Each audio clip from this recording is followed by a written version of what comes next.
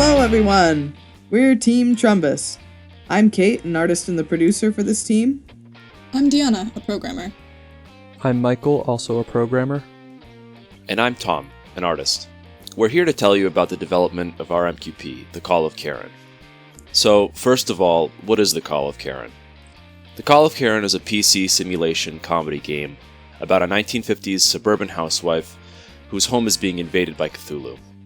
You play as said housewife, Karen, who is trapped in an unhappy marriage taking care of an ungrateful child and is faced with the difficult task of keeping up appearances in the face of a home gone mad. Play through mini-games of what a suburban mom would do as her house slowly descends into chaos. It's like Cooking Simulator, but with more eldritch horror. Here's a little trailer for you to enjoy. Yes, this truly is the American dream. Happy home, happy life, and happy wife. Are you unsatisfied with your lot in life? Honey, I'll be out late again. Have dinner ready when I get back. Are you ready to fight back against the insurmountable forces of darkness that hinder your everyday existence? Honey, have you noticed anything odd lately? I don't blame you. I'd be pretty upset too if my wife was complaining that much. The Call of Karen. When horrors come to town, your property value will not go down.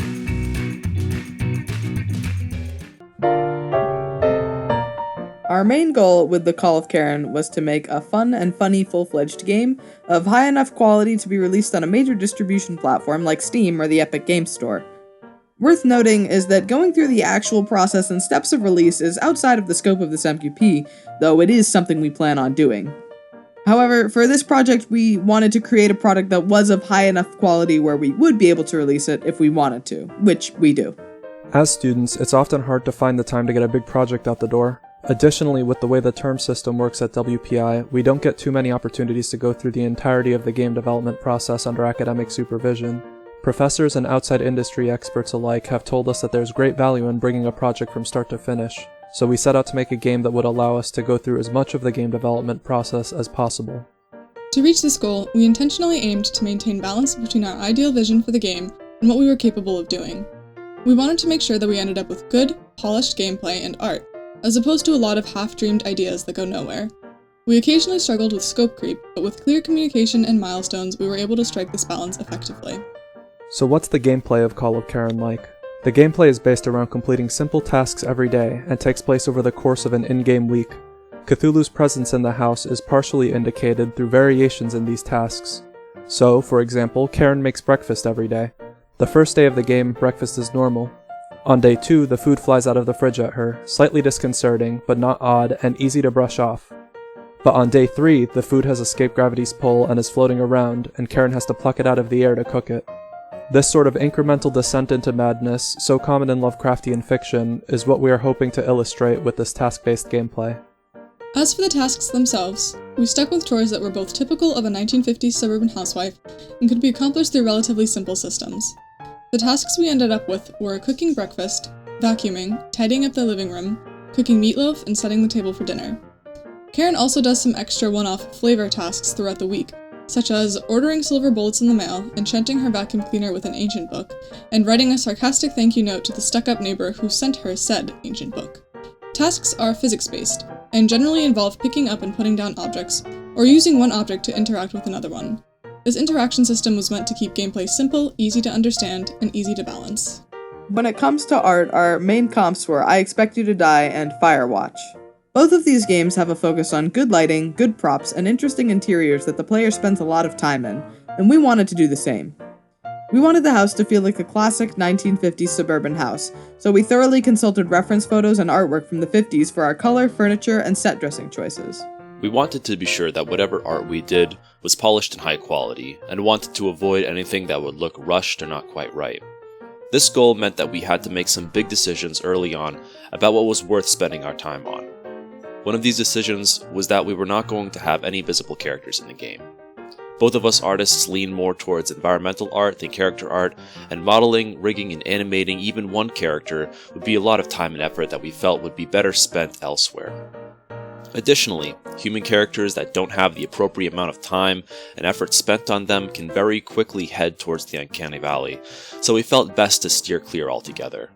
Another decision we made was that we wouldn't model Karen's room, her son's room, or any bathrooms.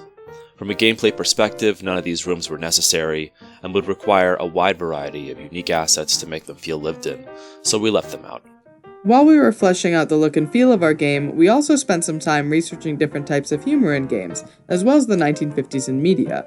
We discovered that a lot of media is nostalgic for the 50s, painting it as an idyllic time when life was better. However, an aspect of the 50s that most media skates over is that the 50s was a terrible time for women.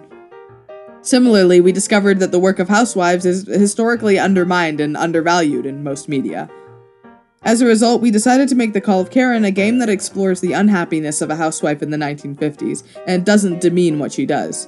Karen isn't a catty, shallow, or foolish woman. She's just an unappreciated and hardworking mom doing her best, while her husband barely lifts a finger to help, as was common in the 1950s. Exploring this angle worked in our favor, and allowed us to do a lot with a concept that we hadn't initially planned on.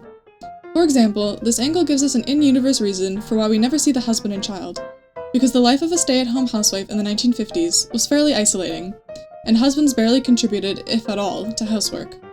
It also explains why nobody else in the house seems to notice or care that Cthulhu is out and about.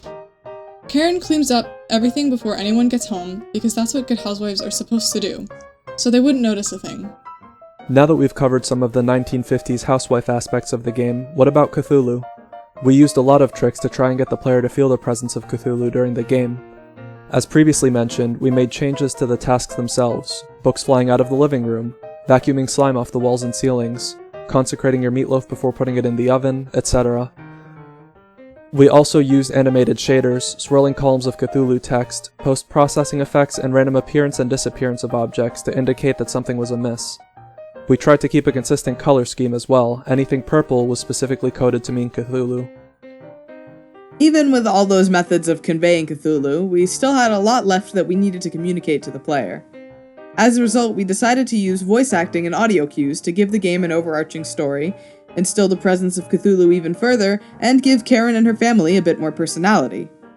Karen comments on her life and situation, and she interacts with her ungrateful child and husband briefly through shouted exchanges across the house.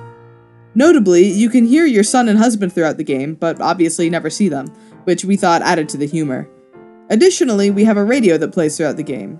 The radio comments uncannily on what the player does. And now, a public service announcement from your local neighborhood watch.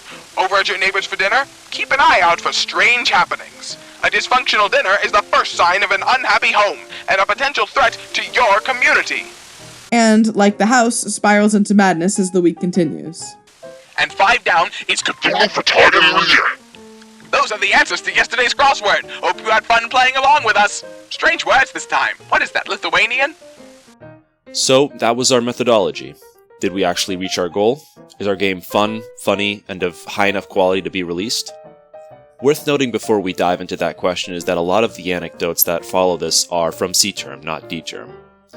Due to the global pandemic going on, playtesting and showcasing at events became extremely difficult during these past few weeks, so we largely have to rely on what we observed before life got a little crazy.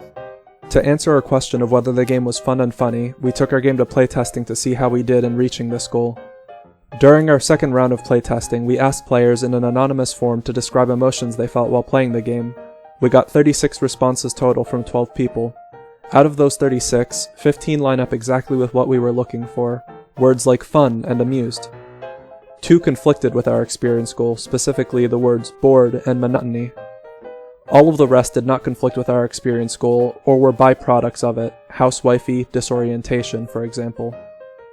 Players also overwhelmingly said that they enjoyed the storytelling elements of our game, and generally understood what they were supposed to be doing.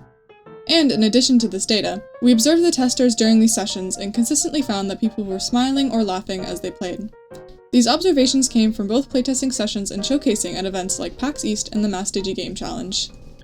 Mention of the game challenge brings us to the next part of our goal. Did we make something of a high enough quality to be released? This is a nebulous category to judge a project on. We took our game to a local pitching competition, the Mass Digi Game Challenge, where our game and business plan were judged by industry professionals. We were finalists and runners-up in our category, and when we showcased the game at PAX East the next week, several attendees asked us where they could find the game online after playing. We think the game turned out pretty well. We finished our minimum viable product on April 24th and plan on polishing it up a bit more and releasing it. We've got about 45 minutes of content, potentially more, and we managed to include the whole storyline we set out to accomplish. We'd say that not only did we go through the entire game development process, but also that it was an extremely worthwhile thing to do. Taking this concept from start to finish gave us invaluable knowledge we wouldn't have learned otherwise, and allowed us to make something we care about and believe in a supportive environment before heading out into the industry. As a result, we'd say this MQP was a success. Before we wrap up this presentation, we've got a few people we'd like to thank. We would like to thank our advisors, Professors Farley Chery and Gillian Smith, for giving us plenty of great advice during this process. We'd also like to thank all of our lovely playtesters who gave us such useful feedback. We'd also like to thank reference librarian Laura Robinson, who helped us out at the start of the project. And also some people outside the team who lent their voices to the game, Fiona Doyle and Zeke Feldman. Thank you all so much for a great MQP, and thank you for listening. For questions or comments, we can be found here. See ya!